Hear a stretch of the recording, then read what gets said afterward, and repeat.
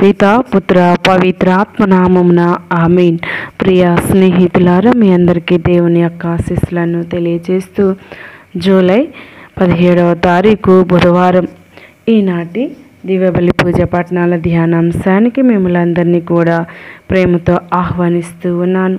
యెషయా గ్రంథం 10వ అధ్యాయం 5వ వచనం నుండి 7వ వచనం వరకు మరియు 15, 16 వచనములు, కీర్తన 94 5వ వచనం నుండి 10వ వచనం వరకు మరియు 14, 15 వచనములు, మత్తయి సువార్త 11వ అధ్యాయము 25వ వచనం నుండి 27వ వచనం వరకు సువార్త పఠనాన్ని భక్తి శ్రద్ధలతో చదువుకొని ధ్యానించుదాం.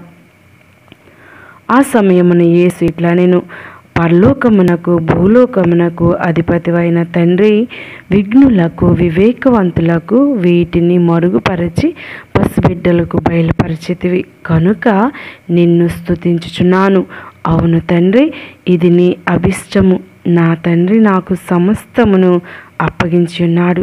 తండ్రి తప్ప మరెవ్వరును కుమారుని ఎరుగరు, కుమారుడు తప్ప మరెవ్వరును తండ్రిని ఎరుగరు, మరియు కుమారుడు ఎవరికి ఎరింగింప ఉద్దేశించునో వారు మాత్రమే తండ్రిని ఎరుగుదురు. ఇది ప్రభు వాక్కు. సర్వేశ్వరునికి వందనములు. ఈనాటి ధ్యానాంశం, నా తండ్రి నాకు సమస్తమును అప్పగించి ఉన్నాడు. ఈనాటి మొదటి పఠనం యెషయా గ్రంథం 10వ అధ్యాయం 15వ వచనంలో మానవ నిర్మితములైన దైనందిన జీవిత పరికరాలతో మనిషిని దేవుడు పోలుస్తూ ఉన్నాడు. గొడ్డలి, రంపం, దుడ్డుకర్ర అనేవి వస్తువులు, కానీ వానిని తయారు చేసిన వానికంటే గొప్పవి కావు అని ప్రభు సెలవిస్తూ ఉన్నాడు. ఇందులోని మనం ధ్యానించవలసిన విషయం ఏమనగా, మానవుడు ఎంత కఠినుడు, దుర్మార్గుడు, బుద్ధిహీనుడు, ధనవంతుడు, పేదవాడు అయినప్పటికీ బలవంతుడైన దేవునితో నడిపింపబడతాడు. Praise the lord.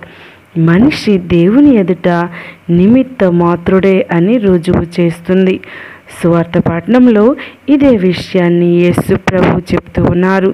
నా తండ్రి నాకు సమస్తమును అప్పగించి ఉన్నాడు అని స్తుతి గీతాన్ని పాడటం మనం చూస్తూ ఉన్నాం. ఆయన మహిమను కొనియాడటం చూడగలం.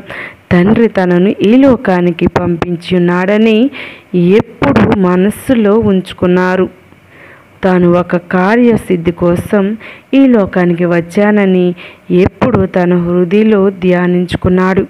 అందుకే ప్రతి గడియను తండ్రికే సమర్పించుకున్నారు. తన మహిమను ఎల్లప్పుడూ కీర్తిస్తూ ఉన్నారు. తండ్రి సంకల్పమును ఎప్పుడూ స్మరిస్తూ ఉన్నారు. దానికి గొప్ప ఉదాహరణ నేటి సువార్త. తండ్రిని యేసు కొనియాడు ఈ పలుకులను ఆలకిద్దాం. పరలోకమునకు భూలోకమునకు అధిపతివైన తండ్రి, విఘ్నులకు వివేకవంతులకు వీటిని మరుగుపరచి పసిబిడ్డలకు బయలుపరచితివి కనుక నిన్ను స్తుతించుచున్నాను అని ఈ వాక్యం మనం క్షుణ్ణంగా ధ్యానించినట్లయితే, విఘ్నులు వివేకవంతులు ఎవరు అనగా, దేవుడు లేడు ఉంటే చూపించు అనే వర్గానికి చెందినవారు. వారి వివేకం, విజ్ఞానం దేవుని గొప్పతనాన్ని, ఐశ్వర్యాన్ని, కరుణను, దయను పొందలేనటువంటి వారు. వీరి జీవితాలు చివరి వరకు దేవుని యొక్క కృపకు, కటాక్షానికి దూరంగా ఉంటాయి. భూలోకమునకు దేవుడు అధిపతి అన్న విషయాన్ని, నిజ సత్యాన్ని వారు అంగీకరించలేదు. దేవుడు దయచేసిన జ్ఞానంతో పలుమార్లు దేవుని కార్యాలను కించపరచుటలో వెనుకంజ వేయరు. మన జీవితంలో దేవుని అధికారానికి తలవంచి దేవుని దీవెనలు పొందుదాం. పరలోక భూలోకాలు ప్రభు సొత్తు. మానవుడు ఒక సామాన్యుడు, దేవుని సృష్టిలో ఒక భాగం అని గుర్తించుదాం. మనం కూడా ప్రభువులో ఐక్యమై ఉందాం. దేవుడు మనలను దీవించుగాక.